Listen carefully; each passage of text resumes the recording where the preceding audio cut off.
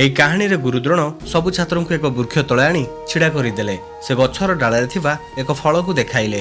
ପରେ ସବୁ ଛାତ୍ରଙ୍କୁ କହିଲେ, ଏବେ ତମେ ମୋ ପରୀକ୍ଷା ପାଇଁ ପ୍ରସ୍ତୁତ ହେବାର ସମୟ।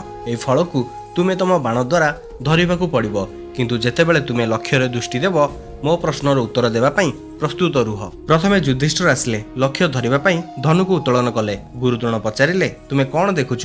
ଯୁଧିଷ୍ଠିର କହିଲେ, ମୁଁ ବୃକ୍ଷ ଦେଖୁଛି ଏବଂ ଫଳକୁ ଧରିଥିବା ଡାଳକୁ ଦେଖୁଛି। ଗୁରୁଦ୍ରୋଣ ତାଙ୍କୁ ଯାଇ ବସିବାକୁ କହିଲେ। ଏହିଭଳି ସବୁ ଛାତ୍ର ଆସିଲେ ଏବଂ ସବୁ ଛାତ୍ରଙ୍କୁ ଗୁରୁ ତାଙ୍କର ଉତ୍ତର ସମ୍ପର୍କରେ ପ୍ରଶ୍ନ କଲେ, କିନ୍ତୁ କୌଣସି ବି ଛାତ୍ର ସଫଳତା ପ୍ରଦର୍ଶନ କରିପାରିଲେ ନାହିଁ। ଶେଷରେ ଅର୍ଜୁନ ଆସିଲେ। ସେ ତାଙ୍କ ଧନୁକୁ ଚଲାଇବା ପାଇଁ ପ୍ରସ୍ତୁତ ହେଲେ। ଗୁରୁ ତାଙ୍କୁ ତେର୍ଛେଇ ଚାହିଁଲେ, ଅର୍ଜୁନ ତୁମେ କ'ଣ ଦେଖୁଛ?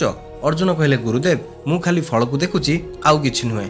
ଗୁରୁଦ୍ରୋଣ ଏହା ଶୁଣି ଖୁସି ହେଲେ। ଏହି ସଫଳତାରେ ତାଙ୍କର ଦୃଢ଼ତା ଆଉ ଗଭୀର ରହସ୍ୟ ବି ଥିଲା। କିନ୍ତୁ କ'ଣ ହେବ ପରବର୍ତ୍ତୀ ପରୀକ୍ଷାର ଫଳ, ଦେଖନ୍ତୁ ଆଗାମୀ ଭାଗ।